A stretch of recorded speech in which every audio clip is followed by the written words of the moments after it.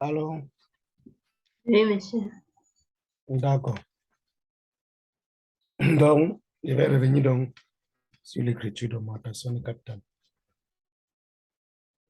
Donc, si je reprends, j'ai dit que tu peux décider de lancer un business avec ton ami. C'est qu'il apporte comme bien meuble, immobilier, ça peut être le bâtiment, ça peut être les ordinateurs, ça peut être le mobilier des bureaux.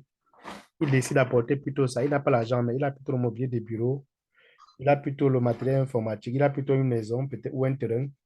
Il décide d'apporter, on doit appeler ça apport en nature. Toi, tu as de l'argent, par exemple, plutôt l'argent liquide. On doit appeler ta part apport Oui, mais... oui. annuel.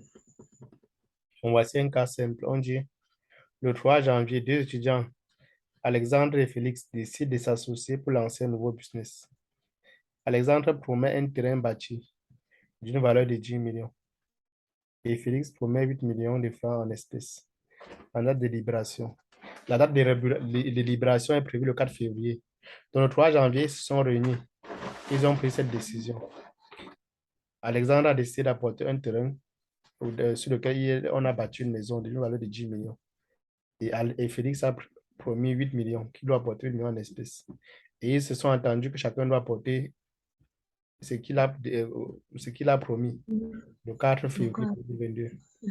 Donc, le 3 janvier, tu dois passer l'écriture des promesses d'apport. Donc, pour l'écriture des promesses d'apport, tu vas utiliser un compte 46. 4611, c'est associé promesse d'apport.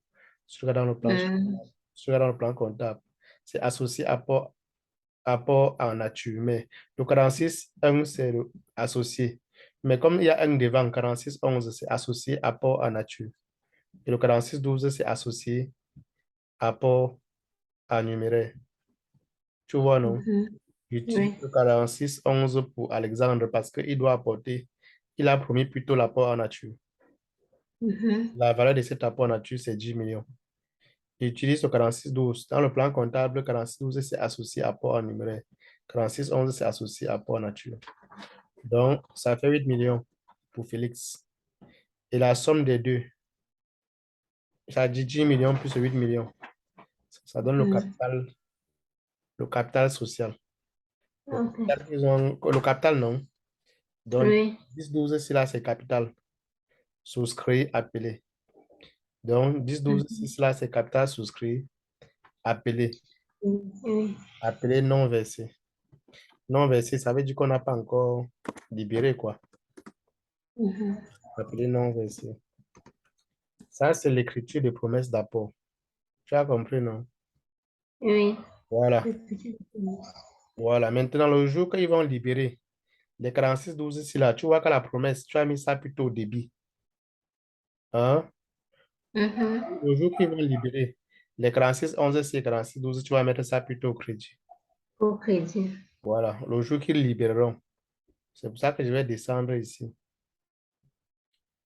Écriture de libération des apports en nature. Puisque Alexandre a apporté l'apport en nature. L'apport en nature, là, c'est quoi? Le bâtiment Bâtiment. commercial. Donc, la valeur du bâtiment commercial, c'est 10 millions. Donc, je débute le compte 22 et 23. C'est une immobilisation, non? Oui. Oui, je t'ai dit que les immobilisations, quand tu es au niveau du plan comptable, je t'ai fait comprendre que les immobilisations sont les comptes de l'actif qu'on met au débit. Tu as vu 23. Si tu regardes le plan comptable, tu verras que c'est le bâtiment commercial. J'ai mis ça au débit, non? Au début, oui. Voilà. Et le 46 11 qui est associé à apport en nature, c'est Alexandre qui a apporté ça. Je mets ça au Mhm. crédit, comme pour Au annuler crédit. sa dette, pour annuler sa promesse, comme pour dire que sa promesse est OK quand je mets au crédit.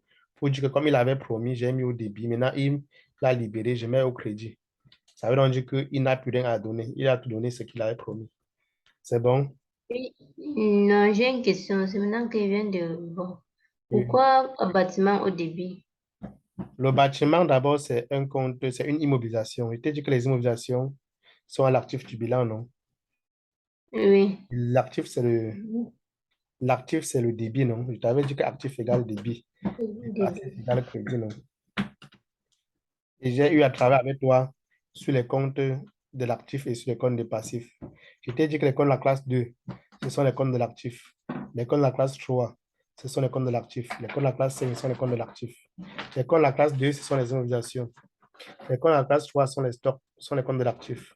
Les comptes de la classe 5, ce sont les comptes de la caisse et la banque, qui sont aussi les comptes de l'actif. Donc, généralement, quand tu passes les écritures, ces comptes doivent se retrouver plutôt au débit. C'est ça que tu as compris. Oui. Et par exemple, dit que les comptes de la classe 1 sont les comptes du passif. Ça veut dire que crédit. Ça veut dire que le plus souvent, quand tu passes l'écriture, les comptes de la classe 1 vont se retrouver plutôt au crédit. C'est par exemple ici. Comme tu vois le capital, c'est un compte de quelle classe? La classe 1, Ça se retrouve où? au crédit. Voilà. Donc, c'est un peu ça la logique comptable. Maintenant, les comptes de la classe 4, parmi les comptes de la classe 4, ils peuvent se retrouver au débit, comme ils peuvent se retrouver au crédit. Au Ça va crédit. dépendre pour les comptes de la classe 4. Donc, généralement, les comptes de la classe 4, 46, 411, c'est l'actif, qui est le client. 401, c'est le fournisseur. C'est un compte du passif, qui est le fournisseur. Bon, le 4611 ici peut à la fois se retrouver au débit comme au crédit. Bon, ça en fait, juste pour montrer ce qu'ils ont promis, le 46. Ils avaient promis ceci et maintenant, quand ils libèrent, je les mets au crédit pour solder. Quand je les mets au crédit du même montant, on dit en d'autres termes en comptabilité que j'ai déjà soldé le 4611 qui est le compte de Alexandre. Alexandre. Maintenant, ça, c'est la libération d'Alexandre. Maintenant, quand Félix libère aussi, ça veut dire que Félix a promis 8 millions. 8 millions, il a promis plutôt l'espèce. Ça veut dire que l'argent va entrer où? Au crédit. En caisse, non? Oui. Je mets au crédit, c'est bon. Le 4612. Maintenant, l'argent même qu'il doit venir donner, ça va entrer où? C'est l'argent, Dans non? la caisse. Dans la caisse. Oui, dans la caisse. La caisse va augmenter. C'est pour ça que je débite la caisse. 57 11 de 8 millions. Donc, Oui. tu as vu, non? Oui. Voilà. Donc, voilà l'écriture des promesses et l'écriture de libération. Ici, c'est la libération. Pour Alexandre, l'écriture, c'est la libération de l'apport en nature. Et ici, c'est dans le journal des opérations diverses. Et dans le journal des caisses, c'est l'écriture de libération des 8 millions que Félix a promis. C'est bon? Oui. Maintenant, le 10-12 ici, là, c'est le capital souscrit non appelé. Au niveau de la promesse non versée, on n'avait pas encore versé. Ça veut dire qu'on n'avait pas encore donné. Mais quand ils libèrent, ça veut dire qu'ils ont déjà donné. On va transformer le 10-12 en 10-13. Ça va être régulation du capital. 10-13, c'est capital souscrit appelé versé. Bon, tu peux laisser l'écriture de régulation. Mais c'est juste pour te dire que le 10-12, ça veut indiquer qu'on n'a pas encore versé. C'est tout le capital. Le 10-13, c'est le capital qui indique qu'on a déjà versé. Donc, voilà un peu ça, l'écriture pour le capital. Pour le capital. Bon, maintenant, lors d'une augmentation du capital social, lorsque la société veut, par exemple, créer une société, si le montant du capital est supérieur à 1 million, vous devez passer par un notaire. Ça veut dire que vous devez voir un notaire pour qu'il vous aide à faire les papiers. Tu vois? Et quand vous devez voir le notaire va vous payer, va vous demander de payer certaines frais, non? Qui sont ses honoraires. Et il doit vous payer de payer, il va vous demander de payer les impôts. Ça va être ce qu'on appelle droit d'enregistrement. Tu comprends, non? C'est pour ça que j'ai dit dans l'écriture que dans mon travail ici que j'ai dit dans mon travail ici que passer les écritures de promesses et de libération, sachant que les honoraires du lutteur s'élèvent à 500 000, les droits d'enregistrement à 1 500 000. Donc, tu vois que ici sont les dépenses, non? Relatives à la création. Donc, ces dépenses-là, il faut aussi passer en comptabilité. Voici les dépenses là proprement dit. Voici les dépenses là proprement dit. Dans le journal des opérations diverses. Donc, le 64-61, c'est le droit d'enregistrement, que j'appelle encore droit de mutation. 1 500 000, c'est un impôt.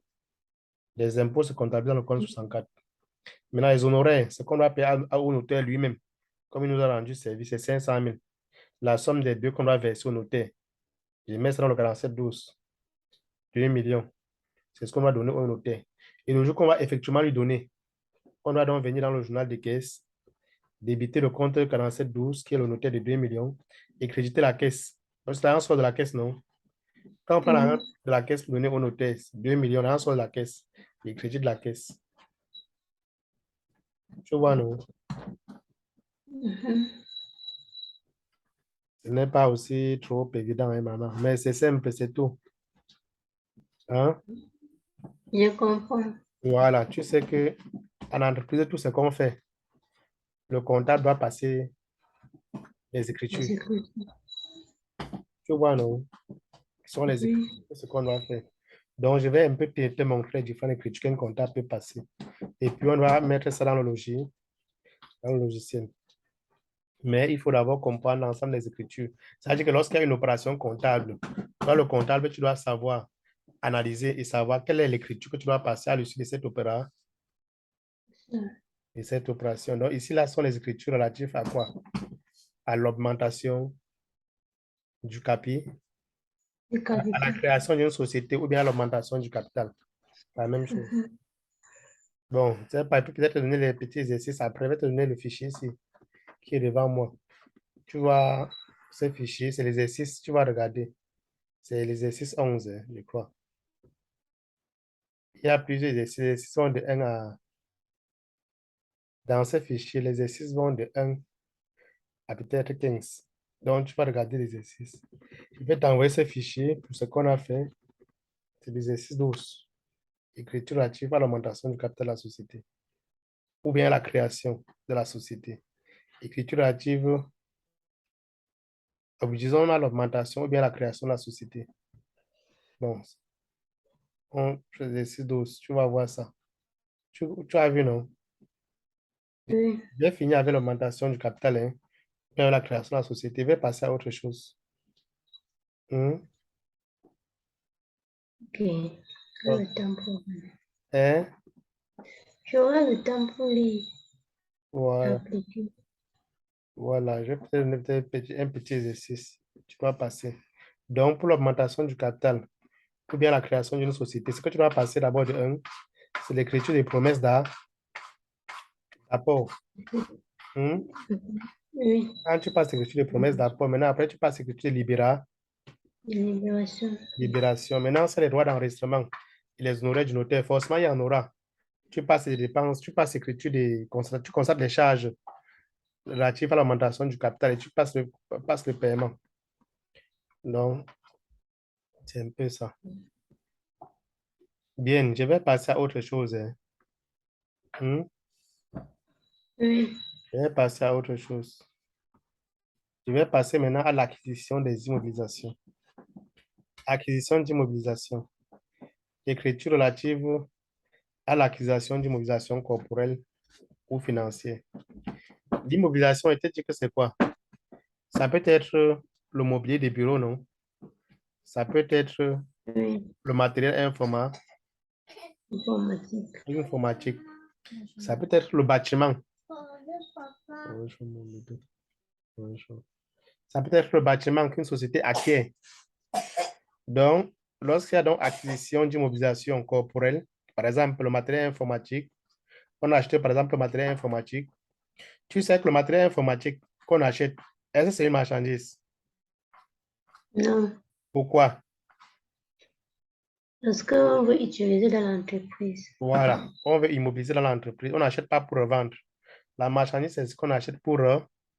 On vend. on achète les ordinateurs, là, on dépose. Ce sont des immobilisations. Le mobilier des bureaux, on achète, on dépose. Ce sont des immobilisations. On n'achète pas ça pour revendre. C'est la raison pour laquelle on appelle ça immobilisation.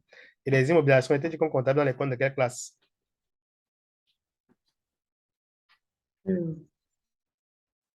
Ok. Je n'ai même pas le plan sur moi. Tu vas ouvrir le plan. Le comptable travaille tout le plan comptable. Tu comprends, non? Le comptable a tout un plan con. Comptable. Oui, parce que même à l'examen, quand le comptable n'est pas composé, On donne l'exercice, mais il compose toujours son plan comptable en main. Ça, tu Les comprends? immobilisations, c'est classe 7. Non, non, ça, ce sont les produits. Les Les immobilisations produits. sont les classes 2. C'est l'école de la classe 2. Ok. Je comprends. Hein?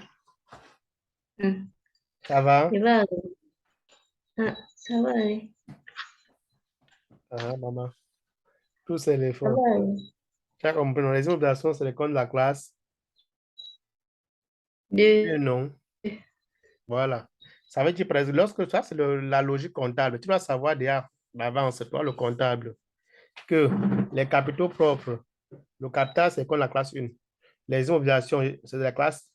Au moins, le classe, tu vas retenir. Hein. Il n'est jamais dit que tu retiens tout le plan comptable en détail. Mais les grands sous-titres, là, non. Toi, le Oui. comptable, tu vas retenir Retenir. le class en tête. C'est ton guide. Ça fait à ce que lorsqu'il y a une transaction, tu sais déjà de quel côté tu dois partir. Parti. Tu dois savoir que le capital, c'est comme la classe 1. Et tu dois savoir que le capital est au crédit. Les immobilisations sont les comptes de la classe 2. Ce sont les comptes de l'actif. Les immobilisations font partie des comptes de l'actif. Et ça, tu comprends. Le stock, ce sont les comptes de la classe 3. Tu comprends, non? La trésorerie, ce sont les comptes de la Oui. classe 5. Maintenant, les tiers, c'est les comptes de la classe 4. Parmi les tiers, on peut avoir les tiers qui sont à la fois au débit et d'autres qui sont à la fois au passif. Et c'est là même, c'est beaucoup. Les tiers, ce sont les clients, les fournisseurs, les salariés. Ok. C'est les comptes de quelle classe? Dis que 4. C'est retenir tout ça en tête, mais là, c'est pas facile. D'accord. Tu dois donc avoir le plan comptable, regarder le plan comptable, comme je t'ai dit. Il faut regarder. Il n'est pas dit que tu retiens tous les comptes là, c'est beaucoup. Mais il parle des grands titres là, non? Oui. Et savoir leur position dans le bilan. Savoir comment ils fonctionnent. Ok. Donc, c'est une immobilisation qu'on a achetée ici. C'est un matériel informatique. Le montant, c'est combien? En TTC. TTC, ça veut dire qu'à l'intérieur, il y a la TVA. Tu comprends, non? Mhm. Oui, je 787 comprends. 050 TTC. La TVA à Mhm. l'intérieur, c'est 127 000. J'ai supposé que la TVA, c'est 127 050. Si je Mhm. suppose comme ça veut dire que la TVA, le montant hors taxe, ça dit montant sans TVA, c'est 600 000. Parce que Mhm. 600 000 plus 127 050 donne 787 050. Mhm. Voilà. Voici le numéro de la facture, 562. On a dit qu'on a payé par chèque. Donc, ce que tu dois passer, comment tu dois passer l'écriture, tu dois le comptable. Tu dois aller dans le journal des opérations diverses, tu comptes. Dans le journal des achats, tu constates l'achat. Donc, voici le 2444. 2444, c'est quoi? C'est, regarde, hein, je n'ai pas mis le Oui. libellé, mais quand tu veux voir le libellé d'un compte, tu prends le plan comptable. Ça veut dire que tu prends le plan Oui. comptable, tu vois 2444, tu vas voir que c'est matériel informatique. Mhm. Je crois que c'est plutôt Ok. 600 000. 600 Mhm. 000. Ça prend le montant hors Hors taxe. taxe. Le 4451, c'est la TVA qui est sur l'immobilisation. Mhm. 127 005.